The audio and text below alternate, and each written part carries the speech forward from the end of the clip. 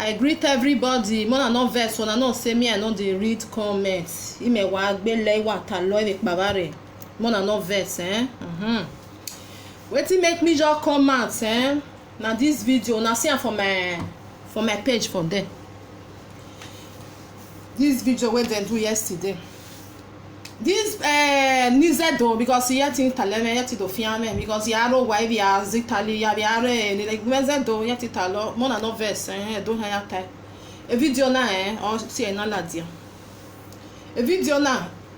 then ya we ya na ati ebo we o ma no we live video. No iwe ni eri enyo bia na ba no iwe ni eri enye paira no mi go pa. Eri an we ya tie Betty me when metamu waniwe video waniwe no ga tie boni we no ga tie boni we me keno mana we live video we na egunye gwa o ma no we na egunye gwa to ta yo wa o ma no we na fi pe ginye e de ka fi pe gi o ma gwa le number 1 no wa gbeti be live video e pa no mi go no e pa itama we na we tie bon mo beti ya dere ma ta ita ohunu die me iwa ta o wa gwa lo we o ye do no wa gbeti a pie is number 1. Or my last year. Your why number 1. And me wa expecting no the me a live video, me video ni. I was expecting we pie han la dia. You know we ball la dia. Oh where? A live video ni awu iye beg me ave send the ginye o. Ye maginya why they na be man le l'image e na maginya e ke ya nya o. Why gwi do no say again na so ni we ye boni o eni ohia we ya sujo because nobody no happy at e bo aso ni eje ba ni ero I was thinking one your hand ta APC waro when ya we gbe mu vati yoko ni vati o we si bai e pani hama we we si ni owo pa ke ma ni re roni gbe ni owo pa ke ma ni re ai mi e wo ne bo orin yan fian I was expecting you we wa do tell your way no re I mi wo ne bore fian ama fi don e bien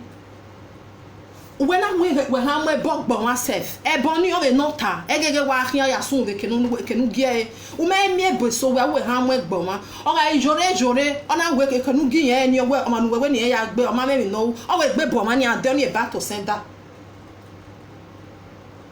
on e back to sender I was thinking when maybe wa tell me we imagie why there's a job why me na maginya ya mo bo abi we ro ni gbe yan hin when I we gbe wa nyanya epa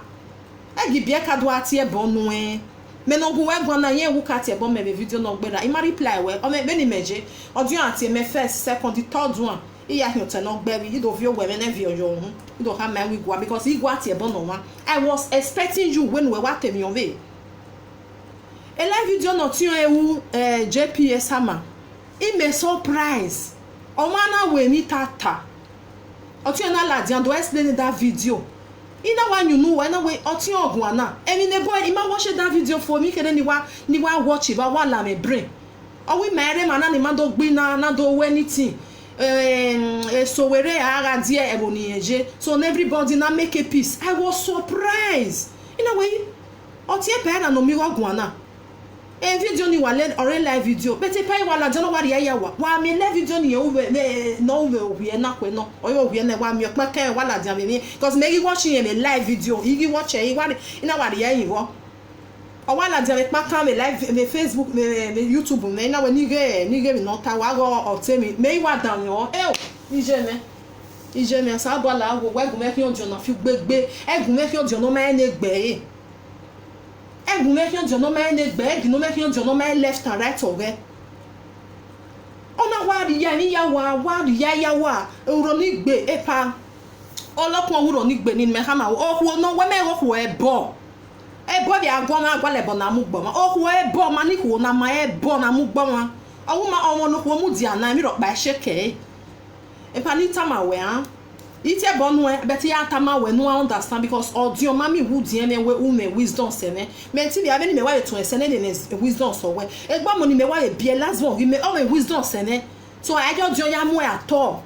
yi dage mi normal ma be no to wa we live video ni gele love live video ni here ni wa watch we ma watch e for even o ma na be agbe comment jo or we don't insult anybody we don't want problem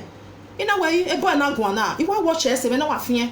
ima igbere mani betwe wala dia una was ya una was scatter me ya una was scatter me ya do ma no go na ati ebo ati eni ejo do ma no we go no we live video no wu we na ati ebo na we na ati ebo pa where because me go anybody wu o ma we comment ye live video we utie no mo no bie utie ne ra utie ni je ya se gbe die omo na we gbe bie wa tie ni ya fefefe which is very bad ama ha moria we tori wa wetin ye doleji wetin ye wa doleji which is very bad wa o na tie bono we live video because I when me go na me think am ba we shut up enter as you hold left name o ma bad I take ima go ye ti block e pa can finish for there. When your mama, your papa, no, I go just block and boy off over me. I was not expecting where no a palawo. I behave as a no way. It can't time away. I say no way. And then you beg a video ni. You come out or come up with ladian 7 or 20 tiny. Who are get for us there?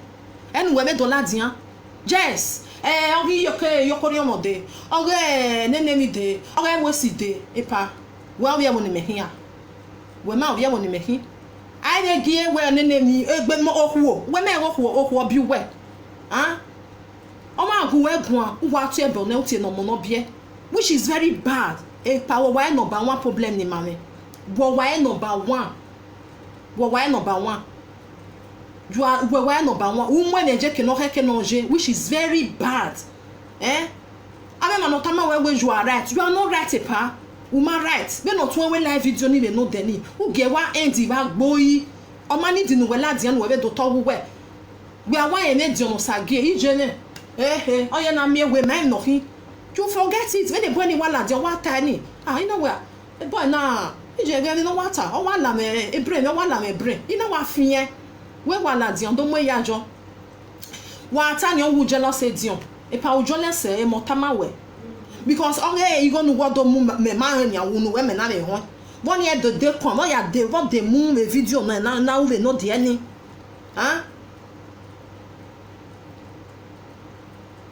what de mu igo ne dion do mu era wu jo to e pa eru we ma me wu jo to de ro we de wu jo to e de gba fo ma jo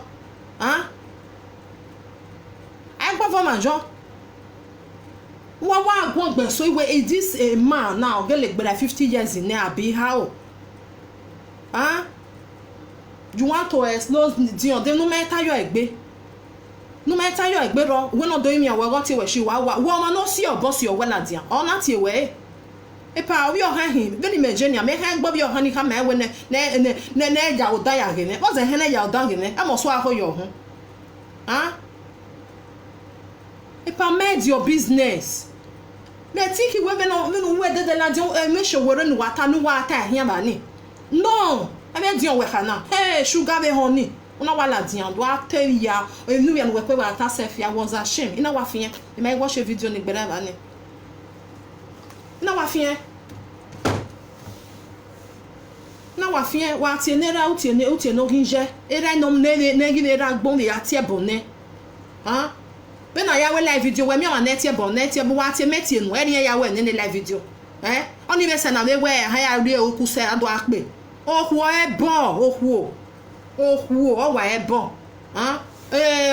urokunu what urokunu ro ni gbe ni oku no abi we me oku no oku o e bon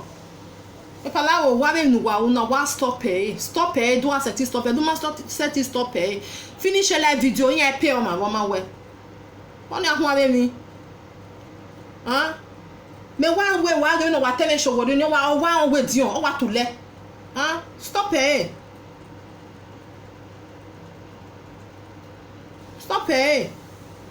na no ni ahun mi nobody no go ma tie ni because a boy ni don't ma so ne o ma so ne eni edion me ba ni be no deni eni mi ave la dian do gwa we ave live video mi yan wa den wa no wu we because go it e bon no ma se nobody no go no ma wu o ma na you know we because o ma na bia no hu no but you we live video ne wa ma gba you no bua o we no erudu e uti e bo ni e live video na re picture we imo ime gita na re picture we o re giobo ke no re giobo ni ko no gioma ahia uga ka hor akara wo we la ladia o ho mwenwe no o mu we ye kene we no re picture giobo ku we no bono ha we wa vi o we yo to wa nwa mere da agbe wa ri o figbon ni e we very on because wa we mi vagbon na wa we mi wa even wa ya we nobody no gogo no vi wa no hu nobody no gogo o ma ti e bo no ti agbara gbejo no ti ne finish de nu kan ri pa do ape gogo so we se ni no we no if this is not your first time ya we o boy no re lati Ravena Nyame we live video journey you have a day now was shock now what is this when I when me o ma go we gwan unu kekan if you we na akpoku se we ma se no ha me wo ade no sense ni ya ga try we ma se no ta me ya o he jo gwan live video kekerio o ga gwan kekerio wa ri pa o ba se se re gba loko ebo no ta ebo wa gege wa gbebere oni ebo e wa pa wa do gbebere oni utie metie nu e oni be se na gbo maji e pa la wo ave ni ya tie nu we wa na I don't even understand I mai ni ya go egun I de he ato de ma me gu egun I pray ni ma ne da ya re ma ni no gu egun oga we no we no oga we no we ni anga ati ebo ni be no deni o no ga ati ebo ni ona so ni wejo I know me no so no ime wa mi no wa sunu bi I me wana I tell ebo ni me no wo because ebo ni egbe to fiele awa ho a egbe ohu o ebo na woman e bi juju ohu o ebo ohu o ma mi wa bia na ri ohu aha mo wo kan ni we owo ma no ohu mu diana o ma no ohu mu diana ologo ni kewe so ipa wa we mi arizin e mi no all the me we ma ro bi ewe wo ko na no bere UK render ni ma watch the video ni awuri picture bi re because ga dan me o ta awuri picture u mo expecting can somebody do it to you bo we uri picture ga mo eju we o mo ye coffee can somebody do it to you pa ya we gbe ga ya boyen ne do nu ga wo vi wa don't do it okwo ni awe fasti yo won we pa enu we ni na ta we yan do agbe wa son ni e pa won nu awo wa wala dia I respect you atien wo nu gi yan atien we o ma no kwo mu dia na mi do pa ewe atien wo we na me ke na na tie bo no kwo go ge e we gbe da won o ma wo kwo bi o ani o anu ma gbe kam a live video na which is very bad ono wa son ni me we nobody unless you wait the person that ladian unless you wait the person that swing who wants to be kanyan awa waiting ta we the power over there odo ladian odo we live video jiyan which is bad odion everybody oni wa to taya watch that we my dey gun ato ni o wa ari yin ri o wa ma otun wa we live video no wa temi si we mama need the problem mama need anything wa ga we ni ati we na wa ladian no wa ya wa we ke no de gbe we me wi ko we ni ko no mu dia na dion pa we ni ko no mu dia ai mi ma na we e kana na we ho na mi anu we va mu dia we ha mu dia ana do aso eni o ma do so eju we no it's bad to ma na gogo we ogun na gogojo ati egbazu no pa ne agbazu no pa you are happy woman na ya agbewa be no wa mi egbewa ko mi egbewa ko una gbede na o mi egbewa ko abi ya le ga property o ga ya le ga so wo bo wa we mi no bu ni ma like wa wo ma na agun e ga ri the third person e ga ri egiyan abi mi no ma kiyan ni e ga te ni jo e ga ti e jo abi we live video no we no je ni because ma oni e de pe ni ege gbe ya to tanu we gbe ge ya to tanu we gbe ge you will do this, you will do that. What done me? What's up? No, I'm for now. We get done me. You get done me. If I try to change your character, it's very bad. Imagine sorry to say, because that woman will not tolerate nonsense enough. Because well, I didn't know seven on you. What's your bono or monoma beer and when I'm over. Outil Niger, outil no da fond, outil ne dok bonoje, outil ne ra, outil ni de ra Niger da gbo wetie giyan. Hein? Don't try me we uni change owo pa wi ro ni gbe pa. Hein? E bono se bon me ro no so ro ni gbe ni oro. Wetin? Owa na dian taga me layon, o wi ro ni gbe, o wi ye kere na mi ewesi. Where we woni mehin? Hein? Amie won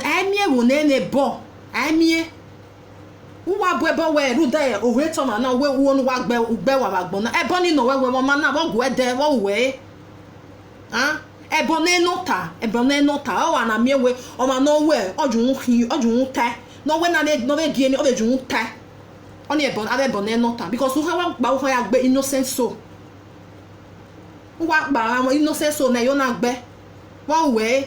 ebony o ita we wa gwede wa na le to ge jo back to sender o we gbe ade because una gi e o yen je gbo ni oni wi ezobo oboni eze na ya muri ya nihi a leru na ezobo well o we na eze gbegbe o ma mi o obono ozobo ozo gbegbe anything at all me ni mani bi e do manager le rioni we don't love ourselves. Wa mi no ha serious o sietore. Wa mi no ha we no pa o hia na o sietore. Okay, we di on ya wa on your governor 2020. And then many majority we la dian we just want to be a governor 2020. Any problem? Okay, that means we on we na see o ba se kinu sietore no we hin odukun. Epa wa gbe so me wa pikane nu weta I wa pike ya okay o si ogbe na ta wo baseki e ma I dey me no baseki ya ma ya no wa ya la o ma de A to Z ade mi pa no ewu ngbe me ta de wo wa ene dion wo wa ran wa shen o wa ri ma eni ya ne 419 and then e pa ni ta ma we ma ishogeri o han ri age the American ojo imejo doni de ona na we anything na me we iya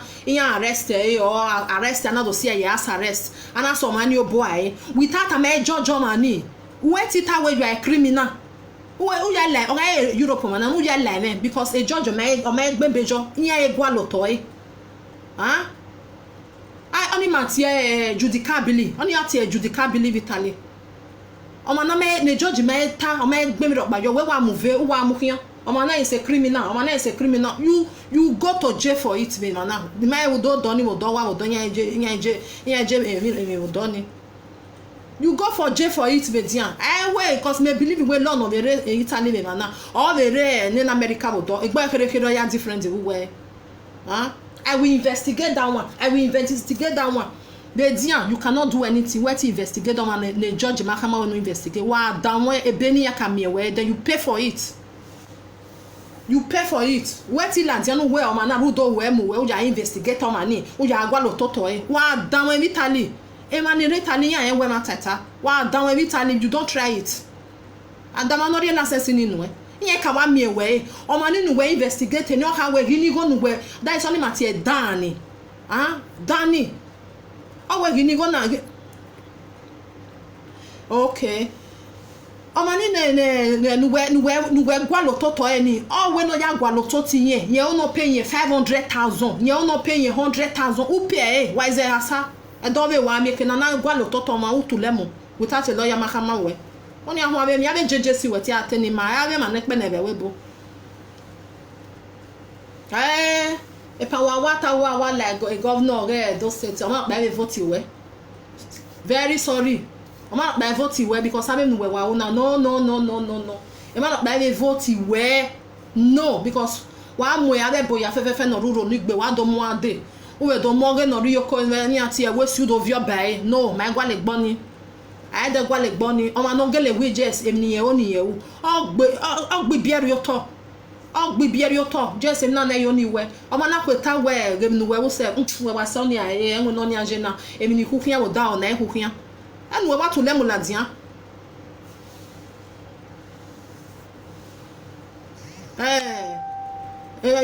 ta we ye ma ye to ma ro pa wa ta we Dion is your son son we epa egbe son very oni di ma sure Dion wa le gbe fada very oni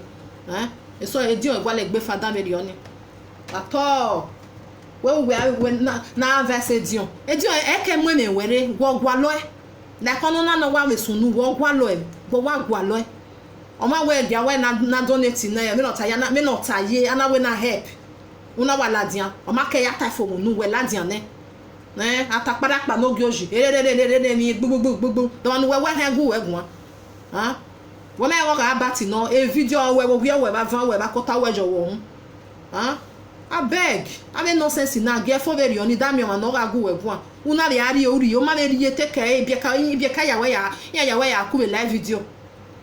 e ma ta mo na tinye mi awa we nonsense na because me ni meje ojo no wa e negbe me wa hin me gwa na ne bi ka ti e bo me ato ina wa we mi na ge mu ya wa de iwa ko wa bi egbe owe no obi o kan do ti e bo me be do la de me do asa egbe won ya ko nonsense ama ya training me be ri oni ibiji me abe ma no me ne nya re ma na nya e we je se na tata ma obi o kan me do exchange won ya ko mi egbe ya ma so to last born ma wo do fi pe ge egbe epa itama we na we me ni meje ye tete e bonu e bete ni aro me madi Thailand wa me take we ti ya te bonu take we ri oni wa no wa me take we o na aro bi ene na wa me take we ri o but I'm telling you the truth any ya wa when me video ni explain to people Dion guri yan so ni we ye ba ni nkan normally be do ara ti e bo so ni o ma jo we be o wi o kori won wu kun o wi ro ni gbe aneke na ti e bo so ni o ma boni me no wo to gbagolo yan ga pe be ba ni boni ma be ga zigo go me no ga wo awe back to sender agboya ni ati eni ebe awe bo me we so wa ati eni ebe awe bo wa ya wi e wo biese wo biese I me ma no anybody na go we live video go egun enu ri epa we won na yo nu wa gbe din ni wa gbe wa we me spirit so na gbe wo do anegbu we voja me ya do ekina ohuwe o iwa la wo do wa ya le ko wa la dia oyo mani ya kun to no gbe mi wa wo se drama do me wa watch kakabo agboya won wa wo ma na wo wa afia yo dere wo e ko so disturb we epa la wo because ima oni do tale me no bungbe ima de gwa lo ni tale me no bungbe me no wa mo me showore ni wa mu kyan ni bia na mana hu ni re showore wo mo bo be sie because many people ma like you ya ma like you me no ya wo eti ma like you as a person be tell me no ya ma like o bia ni mana hu we wa be rusu na why many people no have ticket no ha ri o wa ba me showore many people wa on bia ni hu bet no we na ri ye kai ni no ya ma gwa lo when many people no wa lo we just me no bia na ladian na ni ma wa jo wa be dun we na do mu dia ba ni ya we no o ma no mu dia ba ni mama gwa lo you know why no get reason o we no me ni ha we ni we na ye de gwa le no cause problem mo me wa kwa we mi ni wu ya ho ni ya wa kwa ati e bo me yi gu ya gwa we ni ya wa wo ya wo do e de no wa ya we pa because wo mo bo gwa le ma e ma me why gwale e no wa so ni me we gwale ne o ma na igu we gun wo ma ni o ti e bonu e na ni so no me na ni so no me gbe o wo ma ni na ti e bonu ye we ka te no we wu o ma ni wa we ne di okay we di o ti e we shi wa we di o wa yore bo gbe na wa black baladia e paira no mi go is na shi wa e di o ya so no pa o ga di o wa ya so ni we te di o wa baladia na do agbaladia we paira no mi go is shi wa ime wa gwe di on we ba ko egbe no mo na ho no sense wo ro bi yo ona tama wona be temi no ba lo we ma we ateme ne ya sunu we edo ata na gbado tawo wo ma se ma awi ma dange mi ya no sunu wa ri okpa ge uri eva ge ori ha ge ori gije ori ge wo kan ori ge ya ye be kwale ni ya be ri ton we no be ya ba lo we enu we do aso we na ka gbe when no ka fini on fini no ke fio no fie no kwa so stop having me yana no na face me no because you watch le video we you watch a video we you want egbe na ye you follow we because you have no wa ta o ka wa tell me no man before me ni ya mugi ma e na wa dey interest na wa lele na you je na o wa ati ebo no ma ke na ati ebo ni I ma ba ye na wa yi lele we ato na no obungbe no ma e no ma give me na say ya da na ave bonu no tie ni what kind of nonsense is that one e power like to take care uma me like take care no ya take care me time and di e matter no roi wa tamawe wa live video me ya we live video no ma e rob ye we because me no mo gbe we jinu no ma e rob ye we o ga to respect gbe we yen kwa me ari respect ninu ehian nobody no ladia no me do temper o agin ya temper me ladia ado fire yan but no mo gbe we ji u ga fire we ti fire yan because emi nu o sie ijo mo mekin obi omo e we na gboja son because o ma dog yen ruwe u gbenu we han fini o ti ya wa we so we get the defender at all o nu wo was ti defend gbe we but anu na dia wan na dia we no we uni many people many ya time because abi ne PFM yen ya ne rover ni egbanya dia verse we urie gbanya tama we pa na we be yo we wa kataka la yan ne taga wo handle le yan gbe na the one we hand le gbe na you are just o mo gbe we gboton ni ma o mo gbe we gboton na bi bieka because that time when ya fefe ya we live video wo no die ya fefe we ya se gbe me no we gwana u die ya bet we mi your handset your handset which is very bad okay can I go we na no na it's no normal ma we o ma gwan upa who want to le ladian come and ya drop we ladian I will open your secret I will do name I will do this one I will go to the FBI I will investigate you wait till be other one eri awa mo ma wa investigate every on e pa allow wo take every on anogo bo kan no bi atani e pa were you there ni no water na were you there where ogele ye stabina fi ya le lo ya gbo kan okona ye stabina fi gbe ai on okona ye stabina fi gbe ai on me no bo kan wa fofo aseni me no ma de fofo asebe no bo kan ni me no bo kan je no na da mo boy keka una da yi kakabo o do aba wa zo bo ene okona ye stabina fi gbe ai on epa la wo mind your business mind your business o do wa le na agui mani ko na we unu ma tere eri ma waje yes ri ma je we agwa le we nu we ha ya mo da fi we ni fie ne ami ni meta but I when I do vembo e ani anata we ba ata abi o ma so ma ko ma ka mi o ma ka ho ri o yo sabi na fi gba wo kan ne mi no pa were you there okuna ye sabi na fi gbe ai ho when I so pa yo akekan adere ama we da yin wa we video adere this thing e ga tell me na we ma se odo ko ni ta we he stabbed me for year we dere ne kena na stab were you there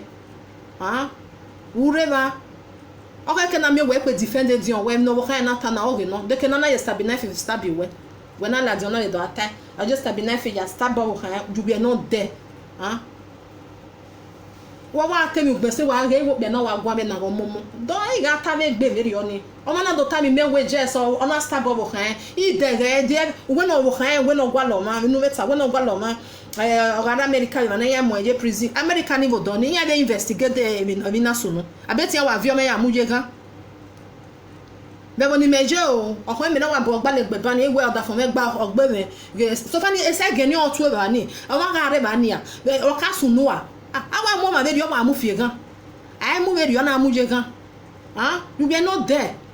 e be no sunu is both of in ya eva pa kan e no sunu ba ni so why ga judge ma wo ko be no sa me be no kan era America ni o de odo ya gbe o de no do ham no do ruda wo ya mother fun ye problem o kan no ga wo kan e wona me ya divorce no it's not your headache it's not your problem and I am your worry yen ri kun eyan sun eyan be en de eyan sun eyan be on de wa ge business ma wa ge win egbe ma wa ge amu ma aso ge ina le ai o wu we wa ru we gbo ye fi ete we ato we ma we why FBI ya threatening him? What be FBI? Huh? FBI only like Gwada the finance ni mama ebedian. Imagine ya pupa kon. Imagine ya pupa kon ebedian. Where me we Gwada the finance or boss so wa when get na ni o sa ekpo. Ebi no iwe gbegbe finance na ladian. Anyway wa ta FBI nene ya ta me FBI ya ta me nokpa epa. Aha ma me JJC ni dare. Manik bene webo ana ga je bi ya pupa kon because yan a level when yan regbo ni ga threatening ma threatening with FBI no FBI ma na gbo yan yan be ma FBI na no wo to be gwegun yan ri ma abi me kan pa na me mo ma jobo una yan we me nu we ogele clean wa ha tele no pa yan gwale di o me America yan gwale we yan gwale yan me ke no jere do di on my passport Nigeria passport or America passport yan na agwa lo yan ke no je ni yan na do mo so e ga ta mi ma be ni abe nu kata gbera ne ma he ya ne emi okpa ro no we he ta ne ma ha ya ta we yan he te di on e pa mo wa ta ma we you are fooling yourself sorry to say abe nu we do ata ni u ka tin yan gbera ne last year e hi ma ori fun me di yan na he e kwa bo no pa u ka ta ya ne so mi okpa ro no we he ta be gbe di on no ma ha ya ta we I hate this boy Oma na like you when you paro no ata no ha me we udem no manita o ma me do ya hate we no when we jena pa when I ladian when we live video when I donate 100 euro ke kana when I donate no when me no re go ladian e di o e tie for unu o me 300 ye tie for unu why because many people love it so when we tani we wa tani e ya ri ani wa no you no re gbe o we pe kwa ni Iwe no ware gbin ye wa wash kwani e ga wa me bi ka we no tin we no re Swiss abi make no ke no je ye na we gbe be ri onu we no wa ha me we na we me to disgrace gbo we ama we no bi oba abeg on the like am gbe be ri na mani we do my ma ya some of them my mama ba wo re ma like gbe ma no mama like gbe ma mama de like gbe ma at all see any men dem on say ye de gwa lo at all o we di on ha di on no name 2020 and then only man when we have a campaign your way you do your way do my own ana do bom ye we di on na we yan ala up and make am we na when we no ya vote no wa kema na we ru de di on awa ahia e ma ta ho no get ticket ni ga 1000 na ahia aya vote ne we mi nu game I love you we we ni me ya like no nya dislike many people nya tama we egbo ma ni wa re PFM ni nya tama we nya we no bia na no na leader ge mama si ai ma go egwa is bad enu ni ema o no ga dio no ma we mi se o ke na tama we na no na we se ono se wa ha ya mi emiti so na wa ha ya de dai ija egbe me ni ija egbe ya o we ha ya la miti ni una ge wi ija egbe ni igo ma no ujo wa kai no fi bebe ye no wa nyo fi logokwa we na dey responsible u le emiti ni u were gbe we because o no ko emiti ni u ma like no ya o eri abi leader be je me wa na me je na when ni me wa je me ni me wa ye ne gbe na we handle dey by PFN yi dey ba iwa tulemu awawa because we no ton igual at all ama e wo wa ti e body e omo no to tanga no ma opa eva stop me na no now do want to make a peace with Dion good do want to make a peace with do your own me ne Dion me wo ge o ma na gwale Dion gwalo we ga it una it me Dion na we e Dion must I want to reply we baba na or reply we next few days almost to reply we so mind your own business ne me ya de okay face your showore problem ne Dion face me no e Dion cause e gwalo ma e Dion wa la Dion wetin wa we live video ru do ma na we wa wepa u wa ru de Dion wa la Dion do wa live video wa la YouTube ya ge be ne ma ya insult we it's very bad e grown up person be na wa ru do e Dion wa do say 1 hour 30 minutes wa tell me Dion no ta be last year o ha be ta be year na ije na wow no ta be last year o be ta be year na no ta be Dion don we gbe be ta wa repeat egbe we wa repeat e pa stop make sure showore nene mi no wuni awe do mana me wu na wo ha me la wa dia good do your when me wa je I dage me no fofo ani ba we talk we know I dey cause me no we it say we la dia I na we e video no bia na why once na we gbe we na Huh? Why? Women they need their turn where? Or to guane or tiny. Egbo di mana to na dia why pa you for no the talk where time where ave mani we live video. Don't well no who ave time be on ya me we. Oh, went you Dion mata. One of you be can no do me away. Di be can of viola dia pa. Di be can of viola dia. Ene be ka ba no viola dia because one feel boy you no na fin away.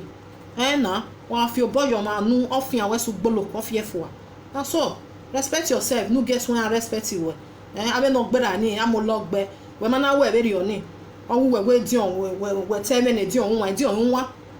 Dion na nwa mani lele ya manager o ga me nwa. Many me Dion wa nwa me waje ina dage we me nu ni go Dion magwa. Ime gwa ho ne Dion ko be gwa ime gwa we pa na emma e wo very oni. E ma ri yeke ma debi yeke no hando no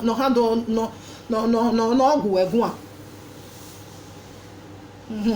E ma lo no ogwu we gwa. He pray the message na no touch we no understand the way. E ma hate we be temi nu e hate. Me ma de hate we at all. Emu we wa u e me man like he wa dislike e. Or Dion we ri oni. Me no we o kan me na we gbebe ru we titi me we stop nonsense na. Igwe jesa. Igwe jesa. Iri down we do me. E no we o hand ti we go no wan gwa good. But o can no wan ni no go gwa last year go gwa me ne agwa uri correction. It's bad. It's bad. So me peace re agboyaje. Epa uka we o abenya ni no ya we mi ya tie na kamiya umagiya and nobody ma go run e bogbe even ya no be tie bonin mama be marry go run e bogbe ya so nobody no go run e bogbo ma ropa or at least ma ovie do ma yakin o ke ni ma love gbe ma e ka wo vie do no vie do we o wu emi ya lieke o se na ta we love you o ya lieke aba awa seto ene we ne eri e ho we ni agba ene e stress ni reba ni wu vie egege watie wa we na wa egege mama na wa egege babalawo na is bad Emma wagima love gbe ma wagima try ni ma love gbe ma emi ya abe no oni ni so ba ha le we ona video ona we send there that abe we le ni ama le dege awe kulo samba na Ghana every o be we na we post I post agboya na dege that means this not the first time because me can be the first one so na so doni ya na wa na gbebe busa na rotin no me ho we no dan me ho no we yen rie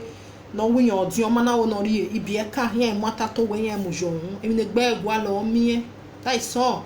when me kwe no we o han tie bo mo tie me o da me because itie ne no die me and then ame no die me ni igba ha ri ni yan se ojo ni gugun ale na tama itama do poge a di third one iwa vi owe me va vi oyo hun ri o se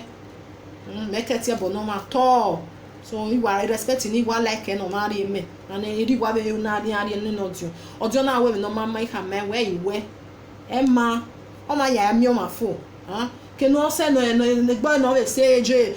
mo no we bi no ma be se ye do atie bo no we like e bi oni do we like me ma like e o di me try no respect ihu ihu e bo na mu gbo ma ai be gwa le we na ri agwa le bo ihu o ma ni ko na e bo because we are no ta we me lo we ko hu ero no we ma ka haro hu la dia ero no ma enwe hu ero no ko ma mu ji e ke ero so ma ihu ma ni hu na e bo na mu gbo ma ama ai be gwa le bo we ato so ri we ni taise pa wa take abe mani no yawe boge ni ati ni ore ati ore ma baba ni we ni stop rubbish ni an le room we ne don ni because ni angele we ya we no kpaga zen no that zen gele no turu kpaga re ya so na so don ya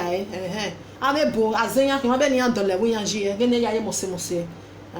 e bo ni na azenya ki na we play on fly re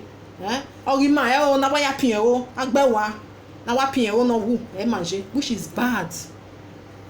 So if you're anywhere na here from untouchable mama, my brothers and sisters, remain blessed. I will never eat that game no for four ni ba we like it when do no iwe awawa awawa oga e no ta e ban we di on wa we ban o we da epa iwa be adele dori ene that is me because I know we di on egbe mind le ri o obi ore wa ko wo ga hian oni o sabo ya bless here so wa ga respect e doggy mani wa respect e na money la di e gan we he sit there on the kid yourself e mani e ma pare live video anything therefore bini I wear a door na bini okay you be bini bini eriyan je eriyan yakori egbeyan okay you be bini eriyan je they are the same it's bad ya ati mamu emi no ma no mama okay can I give mamu emi no ma ati ma iwi that they be bini ya ma gbe how way that they fight themselves na juju na they fight for social media abeg. Okay, it's calling for peace. If you call for peace, it's okay. A peace in my yagwa lo, but a peace or fake in you. My gwa lo fake. Real one. And I will peace even now. What I mean, you would have a swag boy. Real one. Better one. Yeah, of course, you're Betty. Okay, you're change. I'm not the change in the you man not change another way when you're peace even now. I will be ladia or the way. I will follow it. You cannot change. That is every way me here. Ye na fi weri am agboye wa fi weri ani le me ma like e ma rob yo I me time ma like no matter what we ma like but me ma like you see so my brothers and sisters from Untouchable Mama e go wa na one love wa e kanu na le nu egbu ana no give away who that way because when life na anywhere neru na egbu we o am you give away wa neru that die no salo boy egbe evruni collect kunu na egbe wo resi we na no give away. That is all from Untouchable Mama, my brothers and sisters. I love you all. One love. Happy Sunday again. Bye bye.